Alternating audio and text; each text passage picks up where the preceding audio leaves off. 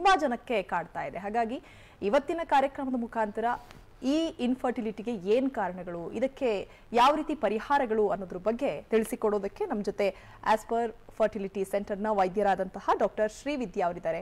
ಅವರಿಗೆ ಕಾರ್ಯಕ್ರಮಕ್ಕೆ ಸ್ವಾಗತವನ್ನು ಕೋರೋಣ. ಡಾಕ್ಟರ್, ಕಾರ್ಯಕ್ರಮಕ್ಕೆ ಸ್ವಾಗತ ತಮಗೆ. Thank you.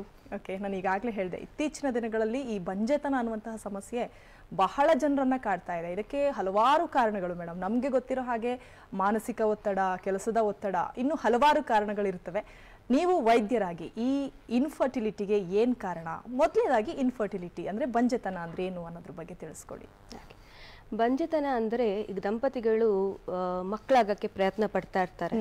ಸೊ ಸತತವಾಗಿ ಅಟ್ಲೀಸ್ಟ್ 12 ತಿಂಗಳು ಅಥವಾ 1 ವರ್ಷವಾಗಿ ಸೊ ಅವರು ಸಂಬಂಧ ಇಟ್ಕೊಂಡು ಟ್ರೈ ಮಾಡಿ ಆದರೂ ಅದು ಮಕ್ಕಳು ಆಗಿಲ್ಲ ಅಂದಾಗ ಅದನ್ನು ಬಂಜೆತನ ಅಂತ ಹೇಳಿ ನಾವು ಡಿಫೈನ್ ಮಾಡ್ತೀವಿ. ಆಯಿತಾ? ಸೊ ಅದಕ್ಕೆ ಹಲವಾರು ನೀವು ಹೇಳ್ದಂಗೆ ಕಾರಣಗಳು ಬೇಕಾದಷ್ಟಿರುತ್ತೆ. ಮೋಸ್ಟ್ ಕಾಮನ್ ಆಗಿ ನಾವು ನೋಡೋವಂಥದ್ದಂದರೆ ಅಂಡಾಶಯ ಉತ್ಪನ್ನದಲ್ಲಿ ವ್ಯತ್ಯಾಸ ಆಗಿರೋದು, ಅಂದರೆ ಓವ್ಯುಲೇಷನ್ ಪ್ರಾಬ್ಲಮ್ ಅಂತ ಹೇಳ್ತೀವಿ ಅದನ್ನು. ಹಾಗಾಗಿ ಟ್ಯೂಬಲ್ ತೊಂದರೆ ಇದ್ದರೆ, ಟ್ಯೂಬ್ ಏನಾದ್ರು ಬ್ಲಾಕ್ ಆಗಿದ್ರೆ, ಅಥವಾ ಗರ್ಭಾಶಯದಲ್ಲಿ ತೊಂದರೆ ಇದ್ರೆ, ಅಂದರೆ ಅದು ಹುಟ್ಟಿದಾಗಲೇ ಗರ್ಭಾಶಯ 2 ಗರ್ಭಾಶಯ ಅನ್ನೋದು, ಸೊ ಅದನ್ನು ಕಂಜನೈಟಲ್ ಮ್ಯಾಲ್ಫಾರ್ಮೇಷನ್ ಅಂತ ಕರಿತೀವಿ ಅದನ್ನು. ಸೊ ಆ ಥರ ತೊಂದರೆ ಇದ್ದಾಗ, ಅಥವಾ ಗರ್ಭಾಶಯದೊಳಗೆ ಕ್ಯಾವಿಟಿ ಅಂತ ಹೇಳ್ತೀವಿ, ಅದರಲ್ಲಿ ತೊಂದರೆ ಇದ್ದಾಗ ಗರ್ಭ ನಿಲ್ಲೋದಕ್ಕೆ ತೊಂದರೆ ಆಗುತ್ತೆ.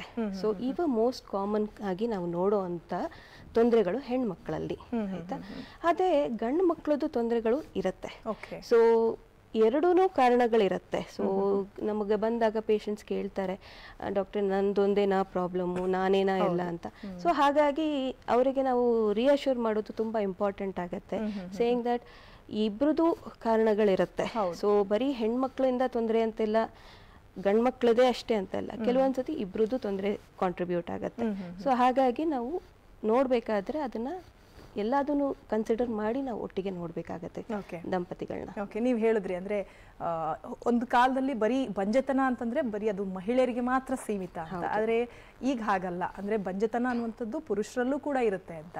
ಈ ಪುರುಷರಲ್ಲಿ ಇರುವಂತಹ ಬಂಜೆತನ ಜೊತೆಗೆ ಮಹಿಳೆಯರಲ್ಲಿ ಇರುವಂತಹ ಬಂಜೆತನ, ಇದಕ್ಕೆ ಯಾವ ರೀತಿ ನೀವು ಪರಿಗಣಿಸ್ತೀರಿ, ಯಾವ ರೀತಿ ಅದನ್ನ ಕಂಡು ಹಿಡಿತೀರಿ ಅಂತ? ಸೊ ಯೂಶಲಿ ದಂಪತಿಗಳು ಮಕ್ಕಳಾಗಿಲ್ಲ ಅಂತ ಹೇಳಿ ನಮ್ಮಲ್ಲಿ ಫಸ್ಟ್ ಟೈಮ್ ಬಂದಾಗ ಫಸ್ಟ್ ನಾವು ಅವ್ರದ್ದು ಪೂರ ಹಿಸ್ಟ್ರಿ ಅಂತ ಹೇಳ್ತೀವಿ, ಅವ್ರದ್ದು ಡೀಟೇಲ್ಸ್ ಎಲ್ಲ ಕಲೆಕ್ಟ್ ಮಾಡ್ಕೊತೀವಿ. ಅಂದರೆ ಅವ್ರದ್ದು ಫಸ್ಟು ಎಷ್ಟು ವರ್ಷದಿಂದ ಅವರಿಗೆ ಮಕ್ಕಳಾಗಿಲ್ಲ, ಯಾವಾಗಿಂದ ಏನೇನು ಟ್ರೀಟ್ಮೆಂಟ್ ತೊಗೊಂಡಿದ್ದಾರೆ, ಅವ್ರದ್ದು ಮುಟ್ಟು ಹೇಗಾಗ್ತಾ ಇದೆ, ಪೀರಿಯಡ್ಸ್ ಹೇಗಿದೆ, ಹಾಗಾಗಿ ಮುಂಚೆ ಏನಾದರೂ ಅವರಿಗೆ ಬೇರೆ ಏನಾದ್ರು ಹಾರ್ಮೋನಲ್ ತೊಂದರೆ ಇದೆಯಾ, ಅಥವಾ ಬೇರೆ ಅವರಿಗೆ ಶುಗರು, BP ಆ ಥರ ಏನಾದ್ರು ತೊಂದರೆ ಇದೆಯಾ, ಇವೆಲ್ಲ ಗಂಡು ಮಕ್ಕಳು ಪ್ಲಸ್ ಹೆಣ್ಮಕ್ಳು ಇಬ್ಬರದ್ದು ಅವ್ರದ್ದು ಡೀಟೇಲ್ಸ್ ಕಲೆಕ್ಟ್ ಮಾಡಬೇಕಾಗತ್ತೆ ನಾವು. ಅದಾದಮೇಲೆ ಕೂಡ ನಾವು ನೆಕ್ಸ್ಟು ಅವರಿಗೆ ಇದೆಲ್ಲ ನೋಡಿಬಿಟ್ಟು ಹೆಣ್ಮಕ್ಳಲ್ಲಿ ನಾವು ಅಲ್ಟ್ರಾಸೌಂಡ್ ಅಂತ ಹೇಳಿ ಮಾಡ್ತೀವಿ. ಅದನ್ನ ನೋಡಿದಾಗ ನಾವು ಗರ್ಭಾಶಯ ಹೇಗಿದೆ, ಅಂಡಾಶಯ ಹೇಗಿದೆ, ಇದನ್ನು ನಮಗೆ ಒಂದು ಕ್ಲೂ ಕೊಡುತ್ತೆ.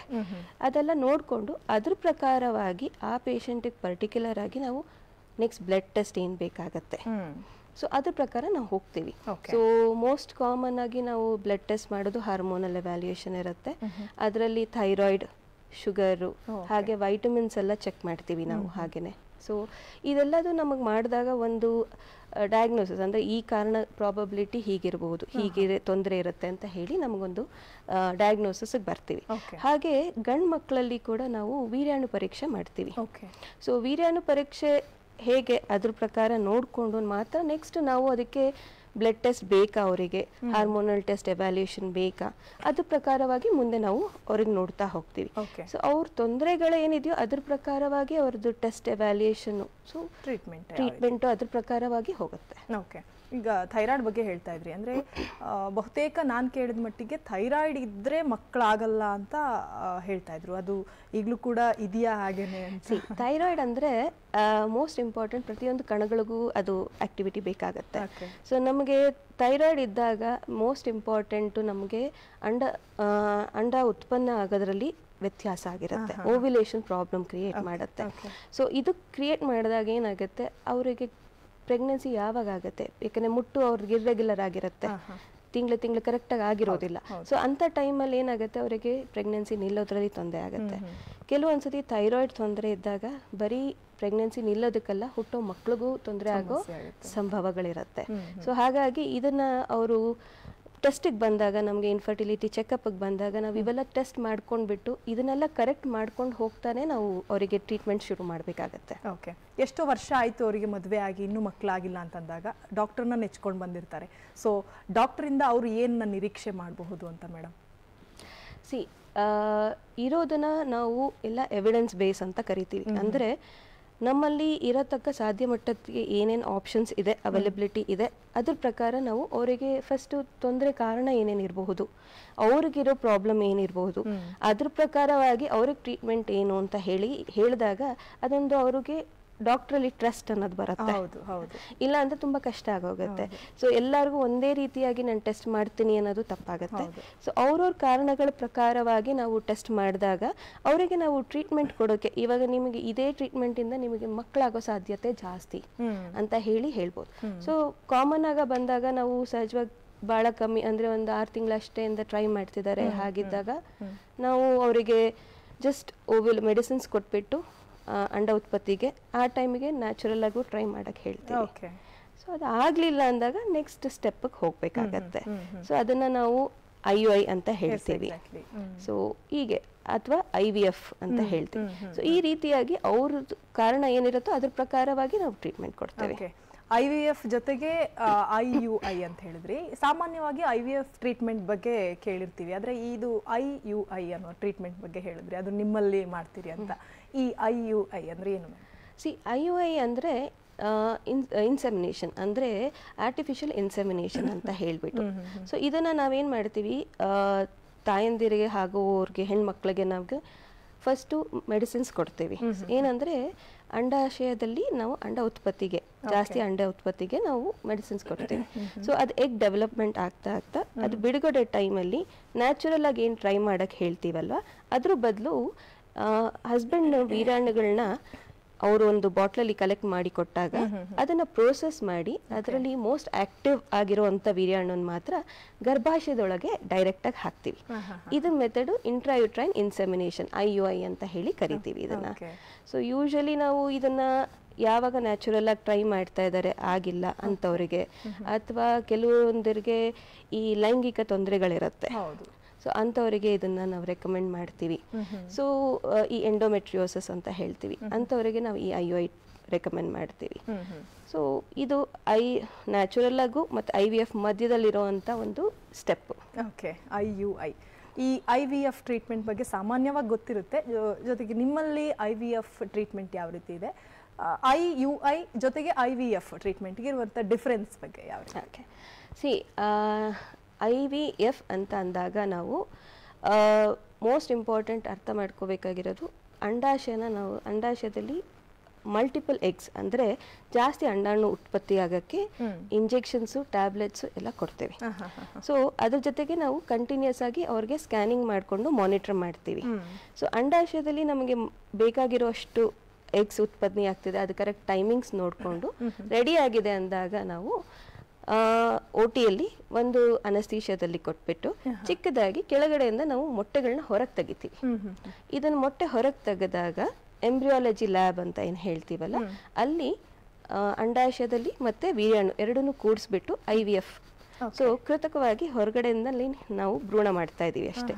ಸೊ ಅದು ಭ್ರೂಣ ಸ್ಟೇಜಿಗೆ ಬಂದಾದ್ಮೇಲೆ ಅದು ಭ್ರೂಣ ಡೆವಲಪ್ಮೆಂಟ್ ಅಂದರೆ ಯೂಶಲಿ 3rd ಡೇ ಅಥವಾ 5th ಡೇ ಅದು ಡೆವಲಪ್ ಆಗ್ತಾ ಇರುವಂಥದ್ರಲ್ಲಿ ಅದನ್ನ ವಾಪಸ್ ನಾವು ಹೆಣ್ಮಕ್ಳು ಗರ್ಭಾಶಯದೊಳಗೆ ಹಾಕ್ತೀವಿ. ಅದನ್ನ ಎಂಬ್ರಿಯೋ ಟ್ರಾನ್ಸ್ಫರ್ ಅಂತ ಹೇಳಿ ಕರಿತೀವಿ. ಸೊ ಇದು ಪ್ರೋಸೆಸ್ ಏನಿದೆ ಅಲ್ವಾ, ಇದನ್ನ IVF ಅಂತ ಹೇಳಿ ಕರಿತೀವಿ. IUI ಅಷ್ಟು ನಮಗೆ ಮೊಟ್ಟೆ ಬರೋ ಅವಶ್ಯಕತೆ ಇಲ್ಲ. ಇಲ್ಲಿ ನಾವು ನೋಡ್ತಿರೋದು 2 ರಿಂದ 3 ಮಾತ್ರ ಅಷ್ಟೇ ಡೆವಲಪ್ಗೆ.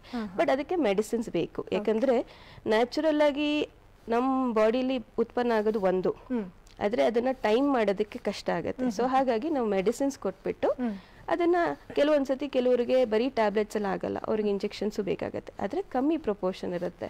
ನಾವು IVF ಅಲ್ಲಿ ಕೊಡೋದಕ್ಕೂ IUI ಕೊಡೋದಕ್ಕೂ ವ್ಯತ್ಯಾಸ ಇರುತ್ತೆ. ಅಲ್ಲಿ ಜಾಸ್ತಿ ಬೇಕು, ಇಲ್ಲಿ ನಮ್ಗೆ ಕಮ್ಮಿ. ಓಕೆ, ಅಂದ್ರೆ next IUI next level IVF ಅಂತ. ಹೌದು ಹೌದು. ಸೊ ಇದನ್ನ ನಾನು ರೆಡಿ ಆದ್ಮೇಲೆ ಅದು ಇಂಜೆಕ್ಷನ್ ಕೊಟ್ಬಿಟ್ಟು ಅದು ಟೈಮ್ ಮಾಡ್ತೀವಿ. ಅಂಡಾಶಯದಲ್ಲಿ ಬಿಡುಗಡೆ ಆಗೋದು, ಎಗ್ ಬಿಡುಗಡೆ ಆಗೋ ಟೈಮ್ ಕರೆಕ್ಟ್ ಆಗಿ ನಾವು ವೀರ್ಯಾಣನ ಗರ್ಭಾಶಯದೊಳಗೆ ಹಾಕ್ತೀವಿ. ಸೊ ಇದು IUI ಪ್ರೋಸೆಸ್. ಸೊ ಅದಕ್ಕೆ ಹೇಳಿದ್ ನಾನು ನ್ಯಾಚುರಲ್ ಆಗಿ ಟ್ರೈ ಮಾಡೋದಕ್ಕೂ ಮತ್ತೆ IVF ಮಧ್ಯದಲ್ಲಿ ಇರೋವಂಥದ್ದು ಸ್ಟೆಪ್ ಇರುತ್ತಲ್ಲ ಅದನ್ನ IUI ಅಂತ ಹೇಳಿ ಕರಿತೀವಿ. ಓಕೆ, ಮತ್ತಷ್ಟು ಮಾತಾಡ್ತೀನಿ ಮೇಡಮ್. ಓಕೆ ವೀಕ್ಷಕರೇ, ಬಂಜೆತನದ ಬಗ್ಗೆ ಇನ್ನಷ್ಟು ಮಾಹಿತಿಯನ್ನು ಪಡ್ಕೊಳ್ಳೋಣ ಒಂದು ಚಿಕ್ಕ ಬ್ರೇಕ್ನ ನಂತರ.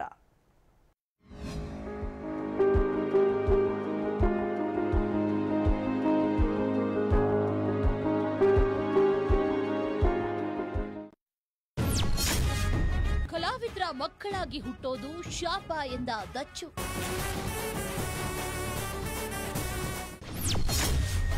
ಕಾಟೇರ ಸ್ಟೋರಿ ಲೈನ್ ಜೊತೆ top secrets reveal. Especially cinema base ಆಗಿರೋದು ರೈತರ ಮೇಲೆ. ಕ್ರಿಕೆಟ್ ಅಖಾಡಕ್ಕೆ ಶಿವ ಸೈನ್ಯ ಸಜ್ಜು, ಪವರ್ಫುಲ್ ಟಾಕ್. ವಿಷ್ಣು ಪುಣ್ಯ ಭೂಮಿಗಾಗಿ ಹೋರಾಟ, ಸಿಡಿದೆದ್ದ ಫ್ಯಾನ್ಸ್.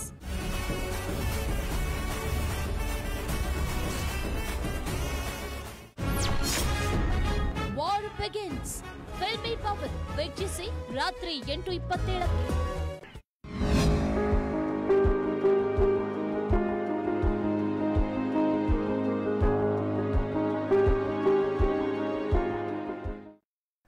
ಆಸ್ಪೈರ್ ಫರ್ಟಿಲಿಟಿ ಸೆಂಟರ್ ವಿಶೇಷ ಕಾರ್ಯಕ್ರಮಕ್ಕೆ ಮತ್ತೆ ಸ್ವಾಗತ.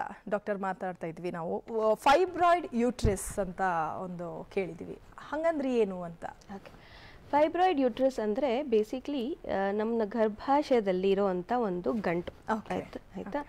ಅದನ್ನು ನಾವು ಏನು ಹೇಳ್ತೀವಿ, ಈಗ ಮಸಲ್ ಫೈಬರ್ಸ್ ಮಲ್ಟಿಪ್ಲೈ ಆಗತ್ತೆ, ಸೊ ಹಾಗಾಗಿ ಒಂದು ಗಂಟು ಅಂತ ಹೇಳ್ತೀವಿ. ಅದು ಯೂಶಲಿ ಯಾವ ಕಾರಣದಿಂದ ಬರುತ್ತೆ ಅಂತ ಡಿಫೈನ್ ಮಾಡೋದು ತುಂಬ ಕಷ್ಟ ಆಗುತ್ತೆ. ಬಟ್ ಫೇವರಿಂಗ್ ಅಂದರೆ ಕಾರಣ ಪ್ರಾಬಬಿಲಿಟಿ ಜಾಸ್ತಿ ಆಗುವಂಥದ್ದು ಅಂದರೆ ಕೆಲವೊಂದ್ಸತಿ ತಾಯಿಯಿಂದ ಅವ್ರ ತಾಯಿಗೆ ಅವ್ರ ಅಕ್ಕ ತಂಗಿರಿಗೆ ಇರುತ್ತೆ ಅಂದಾಗ ಬರೋ ಸಾಧ್ಯತೆಗಳಿರುತ್ತೆ. ಸೊ ಜೆನೆಟಿಕ್ ಲಿಂಕ್ ಕೂಡ ಇದೆ ಅದರಲ್ಲಿ. ಕೆಲವೊಂದು ಹೆಣ್ಮಕ್ಳಲ್ಲಿ ಯೂಶಲಿ ಇದನ್ನ ನಾವು ಕಾಮನ್ ಆಗಿ ನೋಡೋ ಅಂಥದ್ದು ಅಂದರೆ 15ರಿಂದ 45 ವರ್ಷದೊಳಗೆ ಇರೋವಂಥ ಹೆಣ್ಮಕ್ಳಲ್ಲಿ ಜಾಸ್ತಿ ನೋಡ್ತೀವಿ. ಅದೇ ಮುಟ್ಟು ನಿಂತಾದ್ಮೇಲೆ ಅದು ಇನ್ಸಿಡೆನ್ಸ್ ಕಮ್ಮಿ ಆಗ್ತಾ ಹೋಗ್ಬಿಡತ್ತೆ. ಸೊ ಇದು ಫೈಬ್ರಾಯ್ಡ್. ಸೊ ಹೆಣ್ಮಕ್ಳು ಯೂಶಲಿ ಈ ಫೈಬ್ರಾಯ್ಡ್ ಇದ್ದಾಗ ಅವರಿಗೆ ಪೀರಿಯಡಲ್ಲಿ ಮುಟ್ಟಲ್ಲಿ ಜಾಸ್ತಿ ರಕ್ತಸ್ರಾವ ಆಗೋದು, ಅಥವಾ ಪೇನ್, ತುಂಬ ಹೊಟ್ಟೆ ನೋವು ಬರೋದು, ಸೊ ಅಥವಾ ಹೊಟ್ಟೆ ಉಬ್ಬರ ಬರೋದು, ಸೊ ಇವೆಲ್ಲ ಅವರಿಗೆ ಬರೋವಂಥ ಒಂದು ಕಂಪ್ಲೇಂಟ್. ಕೆಲವು ಹೆಣ್ಮಕ್ಳಲ್ಲಿ ಏನೂ ತೊಂದರೆಗಳಿರೋದಿಲ್ಲ, ಸೊ ಆ ಸಾಧ್ಯತೆಗಳೂ ಇರುತ್ತೆ. ಅದು ಜಸ್ಟ್ ನಾವು ಸ್ಕ್ಯಾನ್ ಮಾಡಿದಾಗ ನಮಗೆ ತಿಳಿದು ಬರುತ್ತೆ, ಓಕೆ ಯೂರಿಯಲ್ ಫೈಬ್ರಾಯ್ಡ್ ಇದೆ ಅಂತ ಹೇಳಿ. ಸೊ ಇಂಪಾರ್ಟೆಂಟ್ ಫೈಬ್ರಾಯ್ಡ್ ಅಂತ ಬಂದಾಗ ಎಲ್ಲಿದೆ, ಇವಾಗ ಗರ್ಭಾಶಯದಲ್ಲಿ ಯಾವ ಭಾಗ ಗರ್ಭಾಶಯದಲ್ಲಿ ಇದೆ, ಸೊ ಅದರಿಂದ ಏನಾದ್ರು ತೊಂದರೆ ಆಗೋ ಸಾಧ್ಯತೆ ಇದೆಯಾ, ಅದು ಎಷ್ಟು ದೊಡ್ಡದಿದೆ, ಸೊ ಅದ್ರ ಪ್ರಕಾರವಾಗಿ ನಾವು ನೆಕ್ಸ್ಟ್ ಟ್ರೀಟ್ಮೆಂಟ್ ಹೇಳ್ತೀವಿ. ಸೊ ಸ್ಕ್ಯಾನಿಂಗ್ ಮಾಡಿದಾಗಲೇ ನಮ್ಗೆ ಅದು ಗೊತ್ತಾಗುತ್ತೆ ಅಂತ. ಈಗ PCOD ಪ್ರಾಬ್ಲಮ್ ಬಗ್ಗೆನೂ ಕೇಳಿದೀವಿ. PCOS ಅಂತಂದ್ರೆ ಏನು? ಮೇಡಮ್ ಒಂದು ನಿಮಿಷ, ಅದಕ್ಕೂ ಮುಂಚೆ ಅವರು ಕಾಲರ್ ಇದ್ದಾರೆ, ಮಾತಾಡ್ಸ್ಕೊಂಬರೋಣ. ನಮಸ್ತೆ. ನಮಸ್ಕಾರ ಮೇಡಮ್. ನಮಸ್ತೆ, ತಮ್ಮ ಹೆಸರು ಸರ್? ಸುಧಾ ಶ್ರೀನಿವಾಸ್ ಅಂತ ಮೇಡಮ್. ಓಕೆ, ಪ್ರಶ್ನೆ ಕೇಳಿ, ಡಾಕ್ಟರ್ ಮಾತಾಡ್ತಾರೆ. ನಮಸ್ಕಾರ ಮೇಡಮ್. ನಮಸ್ಕಾರ. ನಮಸ್ಕಾರ ಮೇಡಮ್. ನಮ್ಮ ಮನೆಯವರಿಗೆ ಈಗ ಒಂದು 10 ವರ್ಷದಿಂದ ಈ ಬಂಜೆತನದ ಸಮಸ್ಯೆ ಕಾಡ್ತಾ ಇದೆ ಮೇಡಮ್. ಓಕೆ. ಅವ್ರಿಗೆ ಏನ್ ಡಾಕ್ಟರ್ IVF 4 ಸಲ IUI ಮಾಡ್ತಿದೀವಿ, 1-2 ಸಲ IVF ಕೂಡ ಮಾಡ್ತಿದ್ದೇವೆ. ಅವ್ರಿಗೆ ಎಗ್ ಪ್ರಾಬ್ಲಮ್ ಇದೆ ಅಂತ ಹೇಳ್ತಾರೆ. ಓಕೆ. ಎಗ್ ಪ್ರಾಬ್ಲಮ್ ಇದೆ ಅಂತ ಹೇಳ್ತಿದ್ದಾರೆ ಮೇಡಮ್. ಹಾಗಾಗಿ ಅದನ್ನೆಲ್ಲ ಉತ್ಪತ್ತಿ ಮಾಡ್ಕೊಂಡು IVF ಕೂಡ ಮಾಡ್ತಿದ್ವಿ. ಅದು ಕೂಡ ಒಂದು ವಾರ ಇತ್ತು, ವಾರ ಆದ್ಮೇಲೆ ನಂತರ ಆ ಮಗು ಇದು ಎಂತದು ಹಾರ್ಟ್ ಬೀಟ್ ಬರ್ಲಿಲ್ಲ ಅಂತಂದ್ರೆ ರಿಮೂವ್ ಮಾಡ್ಬಿಟ್ರು ಮೇಡಮ್. ಓಕೆ. ಹಾಗಾಗಿ ಆ ಸಮಸ್ಯೆ ಕಾಡ್ತಾ ಇದೆ ಮೇಡಮ್. ಅದಕ್ಕೆ ಏನಾದ್ರು ಸೂಕ್ತ ಸಲಹೆ ಇದ್ರಿಗೆ ಹೇಳ್ತೀರಾ ಮೇಡಮ್? ಸಿ ಯೂಶಲಿ IVF ಟೈಮಲ್ಲಿ ನಾವು ಮೆಡಿಸಿನ್ಸು ಟ್ರೀಟ್ಮೆಂಟ್ ಎಲ್ಲ ಕೊಡ್ತೀವಿ, ಬಟ್ ಅದಕ್ಕೆ ಕರೆಕ್ಟಾಗಿ ರೆಸ್ಪಾಂಡ್ ಆಗಬೇಕು ಬಾಡಿಯಲ್ಲಿ. ಅಂದರೆ ಅಂಡಾಶಯದಲ್ಲಿ ನಮಗೆ ಎಗ್ಸ್ ಉತ್ಪನ್ನ ಆಗಲಿಲ್ಲ ಅಂತ ಅಂದಾಗ ಅದು ಯಾವಾಗ ಆಗುತ್ತೆ ಅಂದರೆ ಆಲ್ರೆಡಿ ಸ್ವಲ್ಪ ಅವರಿಗೆ ಎಗ್ ಕಮ್ಮಿ ಇರೋರಿಗೆ, ವಯಸ್ಸಾಗಿದೆ ಹಾಗೆ ಅಂತ ಬಂದಾಗ ಎಗ್ ಕಮ್ಮಿ ಇರೋ ಸಾಧ್ಯತೆ ಇರುತ್ತೆ. ಅವಾಗ ಏನಾಗುತ್ತೆ, ನಾವು ಎಷ್ಟು ಮೆಡಿಸಿನ್ಸ್ ಕೊಟ್ರೂ ನಮಗೆ ಬರೋ ಅಂಥದ್ದು ಸಿಗೋ ಅಂಥ ಮೊಟ್ಟೆ ಕಮ್ಮಿ ಇರುತ್ತೆ. ಸೊ ಏಜ್ ಫ್ಯಾಕ್ಟರ್ ಬಂದಾಗ ಅದು ಇಂಪಾರ್ಟೆಂಟ್ ಆಗಿಬಿಡುತ್ತೆ. ಸೊ ಕೆಲವರಿಗೆ ಈವನ್ ಚಿಕ್ಕ ವಯಸ್ಸಲ್ಲೂ ನಾವು ನೋಡ್ತೀವಿ, ಅಂದರೆ ಅದನ್ನು ಒವೇರಿಯನ್ ಫೇಲಿಯರ್ ಅಂತ ಕರಿತೀವಿ, ಪ್ರಿಮೆಚೂರ್ ಒವೇರಿಯನ್ ಫೇಲಿಯರ್. ಅದು ಮುಂಚಿತವಾಗಿ ಅಂಡಾಶಯದಲ್ಲಿ ಎಗ್ ಉತ್ಪನ್ನ ಆಗೋದು ಕಮ್ಮಿ ಆಗೋಗ್ಬಿಟ್ಟಿರುತ್ತೆ. ಸೊ ಇವೆಲ್ಲ ಇದ್ದಾಗ ನಾವು IVF ಟ್ರೀಟ್ಮೆಂಟ್ ಅವ್ರಿಗೆ ಹೋಗ್ಬೇಕಂದಾಗ ನಿಮಗೆ ಮೋಸ್ಟ್ ಇಂಪಾರ್ಟೆಂಟ್ ನಿಮ್ಮದು ಕ್ವಾಲಿಟಿ ಆಫ್ ದ ಎಗ್ ಹೇಗಿದೆ, ನಿಮ್ಮದು ಭ್ರೂಣ ಯಾವ ರೀತಿ ಇತ್ತು, ಇವಾಗ ನಿಂತಿದೆ ಅನ್ನೋದೇ ಒಂದು ಪಾಸಿಟಿವ್ ಫ್ಯಾಕ್ಟರು. ಸೊ ಅದ್ರ ಪ್ರಕಾರವಾಗಿ ನಾವು ನೋಡಬೇಕಾಗತ್ತೆ. ನೀವು ಒಂದ್ಸತಿ ನಿಮ್ದೆಲ್ಲ ಡೀಟೇಲ್ಸು ಎತ್ಕೊಂಡು ನಮ್ಮ ಹಾಸ್ಪಿಟ್ಲಿಗೆ ಒಂದ್ಸತಿ ಬಂದರೆ ಸೊ ಅದನ್ನು ನಾವು ಡೀಟೇಲಾಗಿ ನೋಡ್ಬೋದಾಗತ್ತೆ. ಅದನ್ನು ನೋಡಿಕೊಂಡು ನಿಮಗೆ ಅಂಡಾಶಯದಲ್ಲಿ ಮೊಟ್ಟೆ ಬರ್ತಿದೆ ಅನ್ನೋದೇ ಒಂದು ಹೆಚ್ಚಿರುತ್ತೆ. ಮೊಟ್ಟೆ ಬಂದಿದೆ ಅಂದರೆ ಭ್ರೂಣ ಯಾವ ಥರ ಇದೆ, ಅದ್ರ ಕ್ವಾಲಿಟಿ ಹೇಗಿದೆ, ಸೊ ಅದ್ರ ಪ್ರಕಾರವಾಗಿ ನಾವು ನಿಮಗೆ ಟ್ರೀಟ್ಮೆಂಟ್ ಕೊಡೋಕ್ಕೆ ಸುಲಭ ಆಗಿಬಿಡುತ್ತೆ. ಸೊ ನೀವು ಒಂದ್ಸತಿ ಬಂದು ನಮ್ಮ ಕ್ಲಿನಿಕಲ್ಲಿ ಭೇಟಿ ಆದರೆ ನಾವು ನೋಡಿಕೊಂಡು ಅದ್ರ ಪ್ರಕಾರ ಮಾತಾಡ್ಬೋದು. ಓಕೆ ಓಕೆ, ಥ್ಯಾಂಕ್ ಯು ಕರೆ ಮಾಡಿದ್ದಕ್ಕೆ. ಈಗ ಮುಂದಿನ ಕಾಲರ್ ಕಾವ್ಯ ಅಂತ ಮಾತಾಡ್ತಿದ್ದಾರೆ. ನಮಸ್ತೆ ಕಾವ್ಯ ಅವರೇ. ನಮಸ್ಕಾರ ಮೇಡಮ್. ನಮಸ್ತೆ, ಪ್ರಶ್ನೆ ಕೇಳಿಮ್ಮ. ಮೇಡಮ್ ನನ್ ಮದ್ವೆ ಆಗಿ 2 ಮಕ್ಳಿದೆ, ಆಪರೇಷನ್ ಆಗಿದೆ. ಆದ್ರೆ ನನ್ಗೆ ಬ್ಲೀಡಿಂಗ್ ಹೆವಿ ಇರುತ್ತೆ. ಒಂದ್ ವಾರ ತನಕ 25 ದಿನಕ್ಕೆ ಹೊರಗಡೆ ಆಗ್ತೀನಿ. ಬ್ಲೀಡಿಂಗ್ ಮಾತ್ರ ಹೆವಿ ಇರುತ್ತೆ. ಸ್ಕ್ಯಾನಿಂಗ್ ಅಲ್ಲಿ ಗರ್ಭಕೋಶ ಸ್ವಲ್ಪ ದೊಡ್ಡದಿದೆ ಅಂತ ಹೇಳಿದ್ದಾರೆ. ಅದರಿಂದ ನಿಮ್ಗೆ ಈ ತರ ಆಗ್ತಾ ಇದೆ ಅಂದ್ಬಿಟ್ಟು 3 ತಿಂಗಳು ಇಂಜೆಕ್ಷನ್ ಹಾಕ್ಸ್ಕೊಳ್ಳಿ, ಅದ್ರಿಂದ ಸ್ವಲ್ಪ ಕಡಿಮೆ ಆಗ್ಬೋದು ಅಂತ ಹೇಳಿದ್ರು.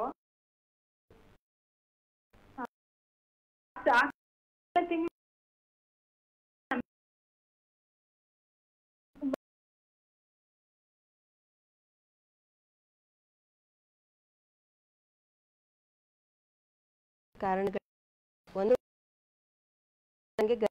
ಹೇಳ್ತಿದ್ದೀರಾ, ಅದನ್ನ ಪ್ರಾಬಬ್ಲಿ ಅಡಿನೋಮ ನಾವು.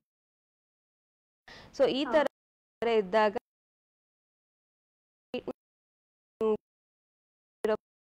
ಹಾರ್ಮೋನಲ್ ಟ್ರೀಟ್ಮೆಂಟ್ ಇರುತ್ತೆ, ಆಯ್ತಾ. ಸೊ ಅದನ್ನ ನಿಮ್ಗೆ ಅದಕ್ಕೆ ಅವರು ಒಂದ್ಸತಿ ಇಂಜೆಕ್ಷನ್ ತಗೊಳ್ಳಿ ಅಂತ. ಆದ್ರೆ ಒಬ್ರೊಬ್ರು ಶರೀರ ಒಂದೊಂದು ರೀತಿ ಬೇಕು ಅಂತ ಇಲ್ಲ. ಕೆಲವರಿಗೆ ಒಂದ್ಸತಿ ಸ್ವಲ್ಪ ಬ್ಲೀಡಿಂಗ್ ಆಗೋ, ಸೊ ನೀವು ನೋಡಿದಿ ಇನ್ನೊಂದ್ಸತಿ ಇದರ ಇಂಜೆಕ್ಷನ್ ತಗೊಂಡಾಗ ಇರೋಂಥ ಟ್ರೀಟ್ಮೆಂಟ್ಗಳು ಇರುತ್ತೆ. ಓಕೆ, ಥ್ಯಾಂಕ್ ಯು ಕಾವ್ಯ ಅವರೇ ಕರೆ ಮಾಡಿದ್ದಕ್ಕೆ. ಮುಂದಿನ ಕಾಲರ್ ಚೆನ್ನಪ್ಪ ಅಂತ ಮಾತಾಡ್ತಿದ್ದಾರೆ. ನಮಸ್ತೆ, ಪ್ರಶ್ನೆ ಕೇಳಿ ಸರ್. ನೀವು ಪ್ರಶ್ನೆ ಕೇಳಬೇಕು.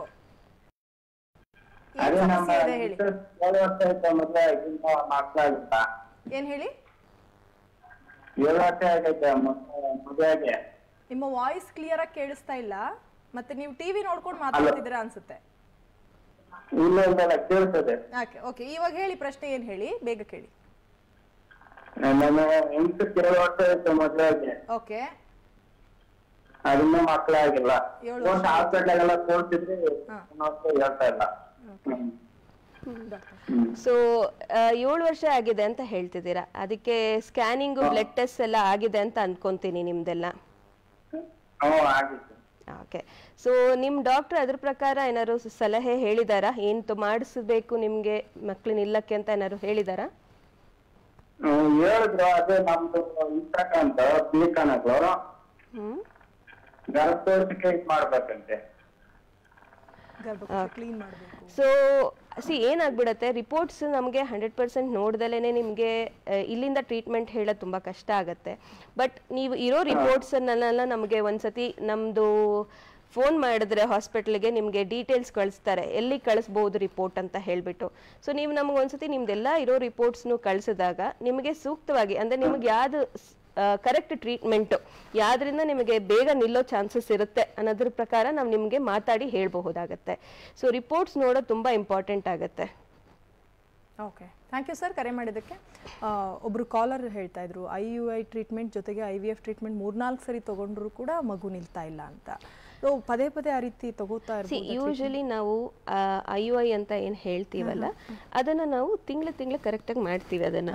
ಸೊ IUI ಮಾಡಿದಾಗ ನಾವು ಇವಾಗ IUI ಅನ್ನೋದು ನಾವು ಗರ್ಭಾಶಯದೊಳಗೆ ವೀರ್ಯಾಣು ಹಾಕಿದೀವಿ, ಅದು ಹಾಕಿ ಒಂದು 15 ಡೇಸ್ 2 ವಾರ ಕಾಯ್ತೀವಿ, ಪ್ರೆಗ್ನೆನ್ಸಿ ಏನಾಗುತ್ತೆ ಪಾಸಿಟಿವ್ ಬರುತ್ತೆ ಅಲ್ಲ. ಸೊ ಅದನ್ನ ಮಾಡಿದಾಗ ಶೇಕಡ ಒಂದು 17-20% ಪ್ರೆಗ್ನೆನ್ಸಿ ನಿಲ್ಲೋ ಸಾಧ್ಯತೆಗಳಿರುತ್ತೆ. ಆದ್ರೆ ನಿಲ್ದಲೇ ಇರೋಕ್ಕೆ ಹಲವಾರು ಕಾರಣಗಳು ಇರುತ್ತೆ. ಏನಂದ್ರೆ ನ್ಯಾಚುರಲ್ ಆಗಿ ಅಂಡಾಶಯ ಮತ್ತೆ ಅಂಡಾಶಯದಿಂದ ಮೊಟ್ಟೆ ಬಿಡುಗಡೆ ಆದಾಗ ಆ ಟ್ಯೂಬ್ ಪಿಕ್ ಮಾಡಬೇಕು, ಆಯ್ತಾ. ಟ್ಯೂಬ್ ಪಿಕ್ ಮಾಡಾದ್ಮೇಲೆ ನಮ್ದು ವೀರ್ಯಾಣು ಹೋಗ್ಬಿಟ್ಟು ಅದನ್ನ ಮೊಟ್ಟೆಗೆ ಪಿಯರ್ಸ್ ಆಗ್ಬೇಕು, ಅಂದ್ರೆ ಕೂಡ್ಬೇಕು. ಸೊ ಅದು ಕೂಡ್ದಾಗ್ಲೇ ಭ್ರೂಣ ಆಗೋದು. ಅದು ಭ್ರೂಣ ಆದ್ಮೇಲೆ ಟ್ಯೂಬ್ ಇಂದ ವಾಪಸ್ ಅದನ್ನ ಕ್ಯಾವಿಟಿ ಒಳಗ್ ಬಂದು ಅದು ವಾಲ್ ಒಳಗೆ ಅಟ್ಯಾಚ್ ಆಗ್ಬೇಕು. ಇದು ಪ್ರೆಗ್ನೆನ್ಸಿ ಆಗುವಂಥದ್ದು. IUI ಅಲ್ಲಿ ಇದರಲ್ಲಿ ನಮ್ಗೆ ಕಂಟ್ರೋಲ್ ಇರೋದಿಲ್ಲ. ಸೊ ಹಾಗಾಗಿ ನಾವು IUI ಮಾಡಿದಾಗ ಹೇಳ್ಬೋದು, ಡಾಕ್ಟರ್ ನೀವು ಬರೀ 20-25% ಹೇಳ್ತೀರಾ ಅಷ್ಟೇ, ಬಟ್ ಇರೋ ಅದು ಚಾನ್ಸಸ್ ಅಥವಾ ಸಕ್ಸಸ್ ರೇಟ್ ಅಷ್ಟಿದೆ ವರ್ಲ್ಡ್ ವೈಡ್ ಅಲ್ಲಿ. ಸೊ ಅದೇ IVF ಅಲ್ಲಾದ್ರೆ 50-60% ತನಕ ಹೇಳ್ತೀವಿ. ಯಾಕಂದ್ರೆ ಮೊಟ್ಟೆ ನಮ್ಮ ಹತ್ರ ಇರುತ್ತೆ, ವೀರ್ಯಾಣು ನಮ್ಮ ಹತ್ರ ಇರುತ್ತೆ, ಕೂಡಿಸ್ತೀವಿ ಅದನ್ನ.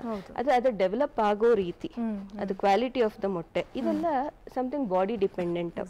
ಅದನ್ನ ನಾವು ವಾಪಸ್ ಗರ್ಭಾಶಯದೊಳಗೆ ಹಾಕಿದಾಗ ಅದು ಭ್ರೂಣ ಹೋಗ್ಬಿಟ್ಟು ಕ್ಯಾವಿಟಿ ವಾಲ್ ಅಲ್ಲಿ, ಅಂದ್ರೆ ಅದ್ರೊಳಗೆ ಅಟ್ಯಾಚ್ ಆಗ್ಬೇಕು, ಅದು ಒಳಗೆ ಸೇರ್ಕೊಂಡು ಅದು ಬೆಳಿಬೇಕು. ಅದು ನಮ್ಮ ಕೈಲಿಲ್ಲ, ಆಯ್ತಾ. ಸೊ ನಮಗೆ ಸ್ಕ್ಯಾನ್ ಅಲ್ಲಿ ಎಲ್ಲ ನೋಡ್ಕೊಂಡು ಪ್ಯಾಟರ್ನ್ಸ್ ಇರುತ್ತೆ, ಅದ್ರ ಪ್ರಕಾರ ನಾವು ಸ್ಕ್ಯಾನ್ ಎಲ್ಲ ನೋಡ್ಕೊಂಡು ನಮ್ಮ ಪ್ರಕಾರವಾಗಿ ಗರ್ಭಾಶಯ ಕ್ಯಾವಿಟಿ ಚೆನ್ನಾಗಿದೆ ಅಂತ ಬಂದಾಗ ಸ್ಕ್ಯಾನಿಂಗ್ ಪ್ರಕಾರ ಕ್ರೈಟೀರಿಯಾಗಳಿರುತ್ತೆ. ಇದೆಲ್ಲ ನಮಗೆ ಮೀಟ್ ಆದಾಗ ನಮಗೆ ಸ್ಕ್ಯಾನಿಂಗ್ ಅಲ್ಲಿ ಚೆನ್ನಾಗಿದೆ, ಇದು ಹಾಕಿದ್ರೆ ನಿಲ್ಲೋ ಸಾಧ್ಯತೆ ಜಾಸ್ತಿ ಇದೆ ಅಂತ ಹೇಳಿ ನಾವು ಹಾಕ್ತಿವಿ. ಬಟ್ ಇದೆಲ್ಲ ತುಂಬಾ ಮಾಲಿಕ್ಯುಲರ್ ಲೆವೆಲ್ ಅಲ್ಲಿ ಆಗುವಂತದ್ದು. ಸೊ ಹಾಗಾಗಿ ನಾವು 100% ಕೊಡೋಕ್ಕಾಗೋದಿಲ್ಲ. ಅವ್ರಿಗೀಗ 3-4 ಟೈಮ್ಸ್ ಆಗಿರೋದ್ರಿಂದ ಮತ್ತೆ ಚಾನ್ಸ್ ಡೆಫಿನೆಟ್ಲಿ ಇರುತ್ತೆ. ಯಾಕಂದ್ರೆ ನಿಂತಿದೆ ಅವರಿಗೆ ಒಂದು, ಆಯ್ತಾ. ಅವ್ರ ಏಜ್ ಏನು, ಜೆನೆಟಿಕ್ ಏನಾದ್ರು ತೊಂದರೆ ಇದೆಯಾ, ಇವೆಲ್ಲ. ಯಾಕಂದ್ರೆ ಮೊಟ್ಟೆ ನಾವು ಭ್ರೂಣ ಹೊರಗಡೆ ನೋಡಿರ್ತೀವಿ, ಬಟ್ ನೋಡಿದ ತಕ್ಷಣ ಅದು ಜೀನ್ಸ್ ಬಗ್ಗೆ ಗೊತ್ತಾಗ್ಬೇಕು ಅಂತ ಇಲ್ಲ. ಸೊ ಜೀನ್ಸ್ ಟೆಸ್ಟಿಂಗ್ ಮಾಡ್ಬೇಕಾಗತ್ತೆ. ಸೊ ಅದಕ್ಕೆ ಹೇಳಿದ ಅವ್ರಿಗೆ ಯಾಕೆ ನಾನು ರಿಪೋರ್ಟ್ ಕಳಿಸಿ ಅದ್ರ ಪ್ರಕಾರ ನಾವು ಡೀಟೇಲ್ ಆಗಿ ಮಾತಾಡ್ಬೋದು ಅಂದಾಗ ಕೆಲವೊಬ್ಬರಿಗೆ ಜೀನ್ ಟೆಸ್ಟಿಂಗ್ ಬೇಕಾಗತ್ತೆ ಲ್ಯಾಬ್ ಅಲ್ಲಿ. ಸೊ ಅದು ಭ್ರೂಣದ ಮೇಲೆ ಮಾಡುವಂತದ್ದು. ಸೊ ಅದನ್ನ ಮಾಡ್ಬಿಟ್ಟು ನಾವು ಅದ್ರ ಪ್ರಕಾರ ಅವರಿಗೆ ಯಾವ್ದು ನಾರ್ಮಲ್ ಬರುತ್ತಲ್ವಾ ಜೆನೆಟಿಕ್ ಟೆಸ್ಟಿಂಗ್, ಅದನ್ನ ಮಾತ್ರ ನಾವು ಹಾಕ್ಬೋದು. ಅವಾಗ ಅವರಿಗೆ ಸ್ವಲ್ಪ ಸಕ್ಸಸ್ ರೇಟ್ ಜಾಸ್ತಿ ಆಗತ್ತೆ. ಸೊ ಇದು ನಾವು ಮಾಡುವಂಥದ್ದು. ಅಂದ್ರೆ ಅದಕ್ಕಾಗಿ ಇದು ಪ್ರತಿಯೊಬ್ಬರಿಗೂ ಅವ್ರವ್ರ ಇಂಡಿವಿಜುವಲೈಸ್ಡ್ ಅಂತ ಹೇಳ್ತೀವಿ. ಅಂದ್ರೆ ಅವ್ರ ತೊಂದರೆಗೆ ತಕ್ಕಾಗಿ ನಾವು ಅದಕ್ಕೆ ಸಲಹೆ ಕೊಡಬಹುದಾಗತ್ತೆ. ಸೊ ಹಾಗಾಗಿ ರೀತಿಯಲ್ಲಿ ನಾವು ಅದನ್ನ ನೋಡಿದಾಗ್ಲೇನೆ ನಮ್ಗೆ ಗೊತ್ತಾಗೋದು ಏನಿದೆ ಅಂತ ಹೇಳ್ಬಿಟ್ಟು. ಓಕೆ, ಖಂಡಿತ. ಮತ್ತೊಬ್ರು ಕಾಲರ್ ಇದಾರೆ ನೋಡೋಣ. ಕೃತಿಕಾ ಅಂತ ಕರೆ ಮಾಡಿದ್ದಾರೆ. ನಮಸ್ತೆ ಕೃತಿಕಾ ಅವರೇ. ನಮಸ್ತೆ. ನಮಸ್ತೆ. ನಮಸ್ಕಾರ. ಕೇಳಿ, ಪ್ರಶ್ನೆ ಕೇಳಿ. ವಾಯ್ಸ್ ಕ್ಲಿಯರ್ ಇಲ್ಲ, ಸ್ವಲ್ಪ ಆಚೆ ಬಂದು ಮಾತಾಡ್ಬೋದಾ ಬೇಗ? ಓಕೆ, ಕಾಲ್ ಕಟ್ ಆಗಿದೆ. ನಾನು ಅವಾಗಲೇ ಕೇಳ್ತಾ ಇದ್ದೆ PCOS ಅಂತಂದ್ರೆ ಏನು ಅಂತ. PCOS ಅಂದ್ರೆ ಪಾಲಿಸಿಸ್ಟಿಕ್ ಓವೇರಿಯನ್ ಸಿಂಡ್ರೋಮ್ ಅಂತ ಕರಿತೀವಿ, ಆಯ್ತಾ. ಸೊ ಇದನ್ನ ನಾವು ಸಹಜವಾಗಿ ವರ್ಲ್ಡ್ ವೈಡ್ ನೋಡ್ತೀವಿ. ಸುಮಾರು ಹೆಣ್ಮಕ್ಳಲ್ಲಿ ಇದಿರುತ್ತೆ. ಸೊ ಆಲ್ಮೋಸ್ಟ್ ಲೈಕ್ ಎಷ್ಟಂದ್ರೆ 13% ಅಷ್ಟು ಇರುತ್ತೆ. 13-30% ವರೆಗೂ ವೇರಿಯೇಷನ್ ಇರುತ್ತೆ. ಸೊ ಹೆಣ್ಮಕ್ಳಲ್ಲಿ ನಾವು ಸಹಜವಾಗಿ ಚಿಕ್ಕ ವಯಸ್ಸು ಹುಡುಗಿರಿಂದ ಹಿಡಿದು ಅದಿರುತ್ತೆ. ಅದು ಬಂದಾಗ ಅದು ಪ್ರೆಸೆಂಟೇಷನ್ ಒಬ್ರೊಬ್ಬರಲ್ಲಿ ಒಂದೊಂದ್ ತರ ಕಾಣಿಸ್ಕೊಳತ್ತೆ. ಎಲ್ಲಾರ್ಗೂ PCO ಇದೆ ಅಂದ್ರೆ ನಂಗೆ ಹಿಂಗೆ ಇರಬೇಕು ಅನ್ನೋದು ಇಲ್ಲ. ಸೊ ಪಾಲಿಸಿಸ್ಟಿಕ್ ಓವರಿ ಇದ್ದಾಗ ನಾವು ಯೂಶಲಿ ಟೆಸ್ಟೋಸ್ಟಿರೋನ್ ಅನ್ನೋ ಹಾರ್ಮೋನ್ ಏನಿರುತ್ತಲ್ವಾ ಅದು ಜಾಸ್ತಿ ಆಗಿರುತ್ತೆ.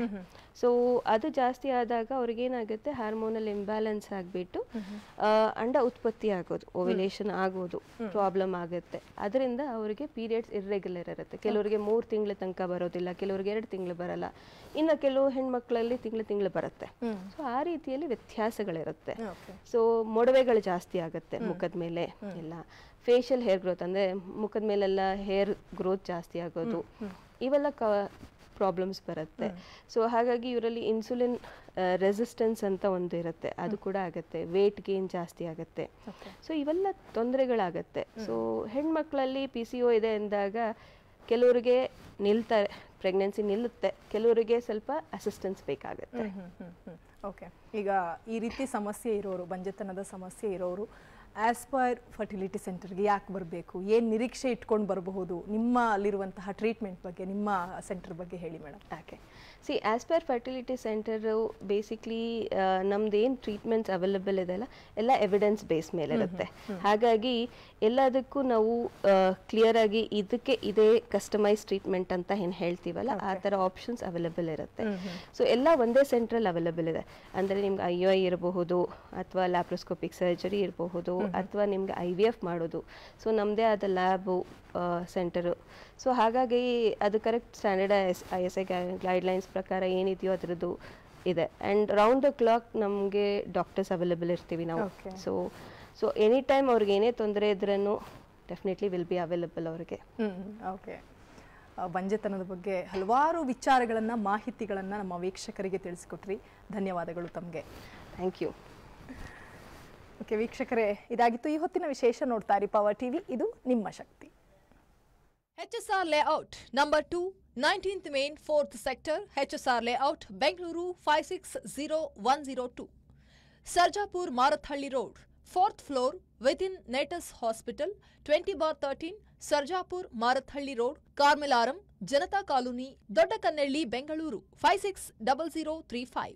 Contact 9620006410.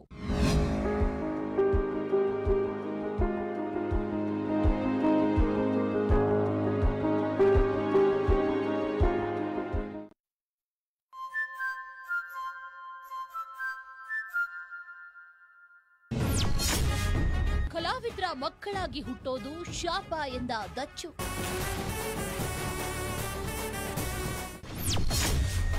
ಕಾಟೇರ ಸ್ಟೋರಿ ಲೈನ್ ಜೊತೆ ಟಾಪ್ ಸೀಕ್ರೆಟ್ಸ್ ರಿವೀಲ್. ನಮ್ಮಲ್ಲಿ ಎಸ್ಪೆಷಲಿ ಸಿನಿಮಾ ಬೇಸ್ ಆಗಿರೋದು ರೈತರ ಮೇಲೆ. ಕ್ರಿಕೆಟ್ ಅಖಾಡಕ್ಕೆ ಶಿವ ಸೈನ್ಯ ಸಜ್ಜು, ಪವರ್ಫುಲ್ ಟಾಕ್. ವಿಷ್ಣು ಪುಣ್ಯ ಭೂಮಿಗಾಗಿ ಹೋರಾಟ, ಸಿಡಿದೆದ್ದ fans.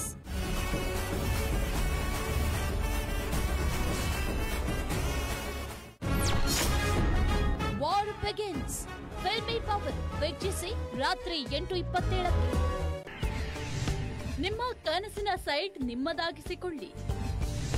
Atharva developers and promoters ನೀಡಲಿದೆ ಒಂದು ಸುವರ್ಣಾವಕಾಶ.